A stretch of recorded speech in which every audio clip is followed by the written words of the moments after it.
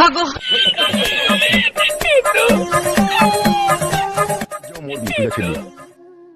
কি আর করবো আব্বা, সবই পুরা ভাগ্য।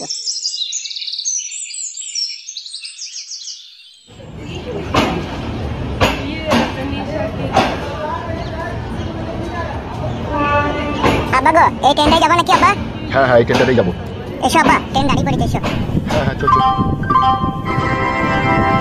यात्री कृपया ध्यान दें, गाड़ी क्रमांक 1280 सुपरफास्ट समता एक्सप्रेस थोड़ी ही देर में प्लेटफॉर्म क्रमांक 3 पर आ रही है।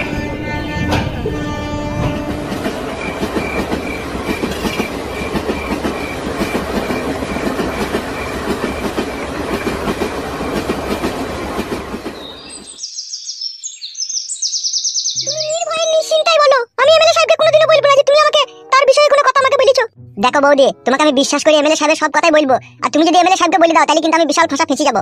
ভালো করে চিন্তা ভাবনা করে দেখো তুমি কি করবে। আমি তোমাকে কথা দিচ্ছি, কোনোদিন এমএলএ সাহেব জানতে পারবে না যে তুমি আমাকে সত্যি কথাটা বলেছো। বলবো না তো তাহলে তুমি? এই আমার স্মৃতি সিঁদুরের দিব্যি রইলো, আমি কাউকে বলবো না। এবার তুমি বলো। তাহলে শোনো, এমএলএ সাহেব একটা মেয়েকে বিয়ে করেছে, আর সেটাও বলেছে আমার আর আগেকার বউকে প্রয়োজন নাই কো, এই বউটা থাকলেই আমার কাছে আমি খুশি হব। ও বিয়েটা কাকে করলো ভাই? তুমি তো মেয়েটাকে ভালোভাবেই চিনো, এমএলএ সাহেব যাকে বিয়ে করেছে। আমি কি করে চিনবো ভাই তাকে? সত্যি তুমি চিনো না বৌদি? তুমি কার কথা বলছো ভাই?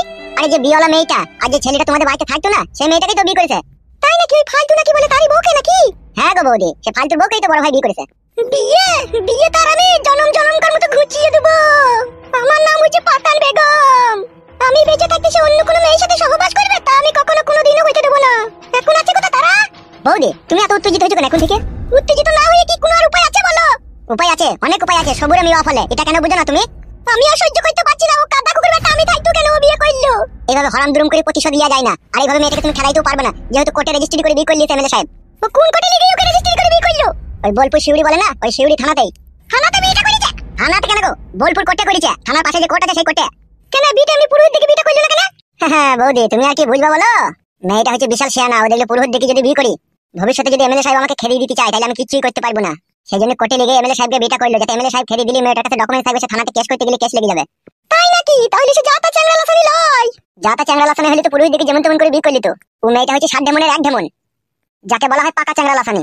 আমারও নাম পাকান বেগম, ঠিক আছে? শুকনো লঙ্কা পুড়িয়ে শিলে ভাজবো, বেঁচে পাকানে লাগিয়ে দেবো আমি। মাংলিয়ে ছিটরি বিটরি বেরাবে, পালাবার পথ পাবে না। ওই যে লাগিয়ে দেওয়ার পর যদি পুকুরে জলে নেমে পড়ে তাহলে কি হবে? তাহলে তো ঠান্ডা হয়ে যাবে। ঠান্ডা? তখন আমি বিচ্ছুটির পাতা রস দেবো। আমিও দেখে চাইবো সে কতদিন ওই ঢেমনির সাথে সংসার করতে পারে। আমার নাম দিও না যেন বৌদি, তাহলে আমাকে কেলাবে। আমি কারো নাম দেবো না, আমিও তাকে না দেখে ছাড়বো না, সে কতবার বেরিয়েছে। তার এই লিঙ্গকে আমি কর্কেটে চালে শুকিয়ে দেবো, তাতেও আমি না দেখে ছাড়বো না। সে ঘরের বউকে তুই পরের বউয়ের সাথে রাসলীলা করবে তা আমি মেনে নেবো, তা কখনো কোনোদিনও না। আর আমি হাড় খাবো, মাংস খাবো, চামড়ার ডুগডুগি বাজিয়ে ছাড়বো, তবে আমার নাম পাকান বেগম। তাকে আমি এমনি এমনি ছেড়ে দেবো না। যা ভালো লাগবে করো, আমার দোষ দিও না যাতে, যেটা আমি তোমাকে এইসব কথা বলেছি। তোমার দোষ দেবো না, তুমি নিশ্চিন্তায় থাকো। সে কাদা কুকুর বেটা মা মেঘুসে আমার উপরকার রূপটাই দেখলু, সে এখন আমার ভিতরটা দেখলু না। তার গায়ের মাংসকে আমি ফরচুন তেলে ভাজবো, দিয়ে চিকেন পকোড়া করে খাবো, তবে আমার নাম হচ্ছে লালপরি পাকান বেগম। তোর কত রস হয়েছে তাও না দেখে আমি ছাড়বো না। জীবনটা আমার হাড়ের কালি করে দিলু কাদা কুকুর বেটা মা মেঘু। যেমন শালা এমএলএ সাহেব তেমন হচ্ছে এই পাকান বেগম। এই দুজনের জন্য লাস্ট আমার জীবনের উপরে মরে চেপে যাবে দেখবি। হ্যাঁ দা, জীবনটা মাঙের কানি হয়ে গেল কাদা এই গুদমারানি ভাই এমএলএ সাহেবের টেনশনে। হ্যাঁ দা, জীবনের মধ্যে কোনো সুখ শান্তি নাই, বালের এই চিন্তায় চিন্তায় শরীরটা আটগান হয়ে গেল কাদা।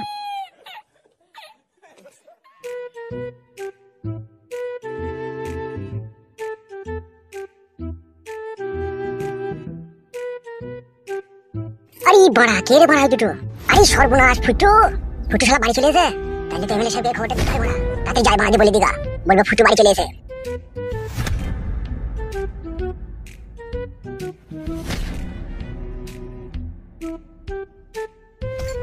মামারে এখন আটকে না কেন? আমার আম্মা তো আন্টি মারি আনবে, তোমার আম্মা মারি আনবে, তোর লেগে মিটিং আনবে, আমার লেগে কি আনবে? আমার আম্মা আমার লেগে মিটিং আনবে। হ্যাঁ তোরা চুপ, বকশি বকলি না চুপ। ওই দুজনে কে কি জমা দেখলে ভালো করে, পুরাই তো মনে হচ্ছে। হ্যাঁ রে মা, হ্যাঁ ওরাই মনে হচ্ছে।